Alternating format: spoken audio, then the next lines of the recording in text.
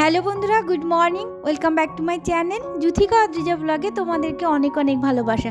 আশা করছি তোমরা নিশ্চয় ভালো আছো। তো আমিও ভালো আছি। চলে এসেছি একটা নতুন ব্লগের সঙ্গে। আশা করবো আজকের ব্লগটা তোমাদের ভালো লাগবে।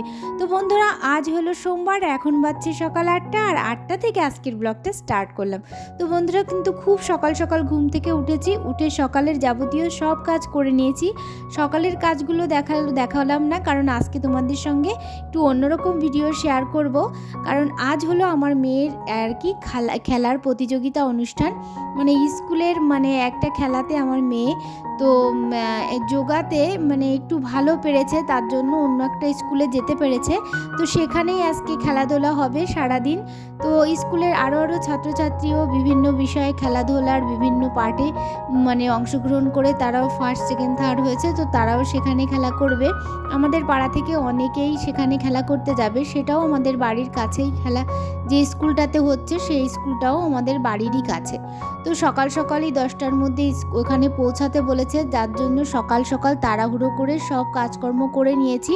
তারপরে কিন্তু রান্নাটাও বসিয়ে দিয়েছি, আর রান্নাটাও এই যে করছি। আর আমি যে মেথি শাক গাছ লাগিয়েছিল আমার হাজবেন্ড, তো সেখান থেকে কিন্তু মেথি শাক তুলে এনেও বেগুন দিয়ে রান্না করলাম। আর এই যে চট জলদি রান্নাবান্না সেরে স্নান করে মেয়েকে নিয়ে কিন্তু চলে এসেছি সেই স্কুলটাতে এবং খেলার মাঠে।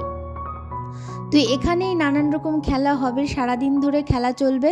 কিন্তু আমাদের বাড়ির পাশে একটা জন্মদিনের বড় অনুষ্ঠান হচ্ছে। তো সেখানে আজকে অনেকেই আমরা থাকতে পারছি না, কিন্তু আমার মেয়ের খুব আনন্দ করার ইচ্ছা ছিল ওখানে, যে ওখানে মিকি মাউস আসবে, লাভ হয় সেগুলো আসবে। তো সেখানে যেতে পারছি না বলে একটু মন খারাপ ছিল।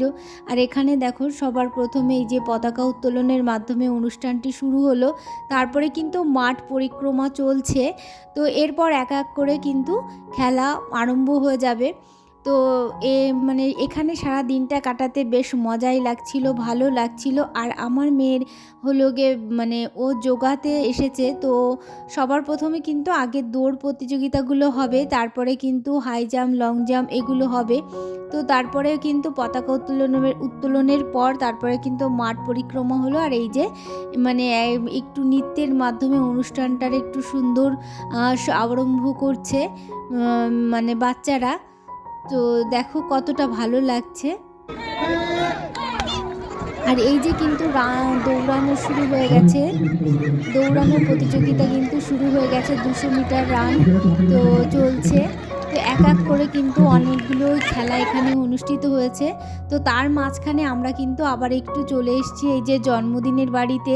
কারণ আমার মেয়ে না খুবই আফসোস করছিল, এখানে আসতে পারছিল না। আর অনুষ্ঠানটা যেহেতু দুপুরে ছিল, তো ওখানে জানতে পারলাম খেলাধুলার ওখানে আমার মেয়ে যে যোগাতে এসছে, গেছে ওখানে। তো ওই যোগাটা না অনেক পরে হবে, শেষের দিকে হবে।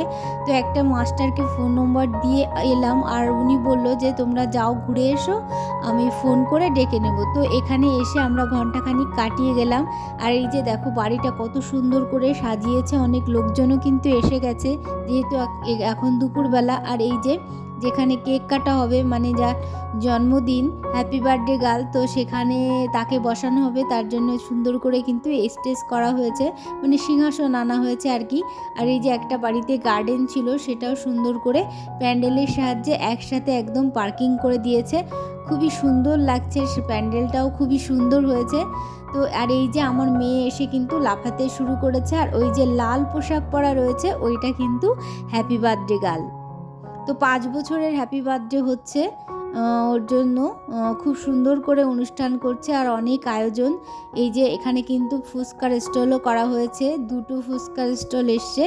তো এখান থেকেও কিছু আমরা ফুচকা খেলাম, তারপরে কিন্তু কিছু পকোড়াও খেয়ে নিয়েছি। আর ওই যে জাম্পিং এখানে দেখো বাচ্চারা জাম্প করছে।